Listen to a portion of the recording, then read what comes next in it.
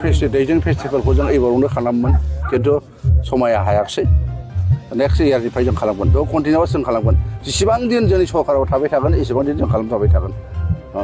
माने बेयो जाहैबाय जोंहा इन्टारनेसनेल लेभेलाव थांबाय आरो इतिमध्ये बे एवार्ड मोननाय जाहैबाय गतिके बेखौ नेक्स्ट इयारनिफ्राय खालामनाय जाहैगोन बे आइ दैमा सेराव आइ पवालि पिकनिक स्पट बेखौ बेखेवबाय बे बेखेवनाय हाबाफारियाव बाहागो लाफैनानै मा फोरमायगोन खोब मोजां मोनदों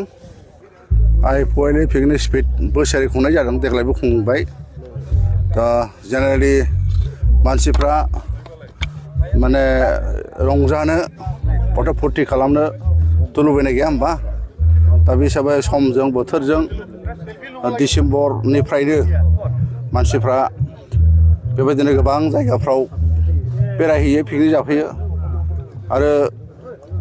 नैबे जोंना आइ पवालि पिकनिक स्पटखौ बानायनाया जोंनि बे ओनसोलनि जायफोर माने बिदि पिकनिक जाहैयो बा सोरबा बेरायहैयो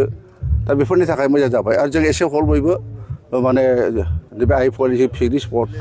बेखौ माने जों आवगोलनिफ्राय नुबोदों खोब मोजां माने परिबेसाबो मोजां जायगायाबो मोजां गतिके आं सानो बेखौ जोङो जुदि एसे मोजां केयार खालामोब्ला माखासे इनफ्रास्ट्राकचार सोदेरनानै खारन पिकनिक स्पटनिफ्राय जोङो आपग्रेडेसन खालामलांनो हायो बेवहाय जोङो माखासे टुरिस्टनिफ्राय जा टुरिस्टनि बे जोंहा इएमआइबो दंफैयो बिथांखौ खावलायोब्ला किसुमान बुस्थु बेवहाय जोंहा जायफोर बेरायफैयो आरोखि बेरायफैनायफोरनि थाखाय माखासे जिरायनाय बा बिदि सुबिदा बेखौ जुदि होबावनो हायोब्ला आरो बांसिन फैबावगोन मानसिफ्रा बेबायदिनो एखे थावनि दङ सार हाग्रामा दालां जायखौ दैजिं फेस्टिभेल जायो नोंथांमोननि सरकारजों दैजिं फेस्टिभेलखौ जों एबारावनो खालामोन खिन्थु समाया हायाखिसै नेक्स्ट इयारनिफ्राय जों खालामगोन बेयाव कन्टिनिउआस जों खालामगोन जेसेबां दिन जोंनि सरकाराव थाबाय थागोन एसेबां दिन जों खालामबाय थागोन माने बेयो जाहैबाय जोंहा इन्टारनेसनेल लेभेलाव थांबाय आरो इतिमध्ये बे एवार्ड मोननाय जाहैबाय गतिके बेखौ नेक्स्ट इयारनिफ्राय खालामनाय जाहैगोन दा जोंहा आइ पवालि पिकनिक स्पटआ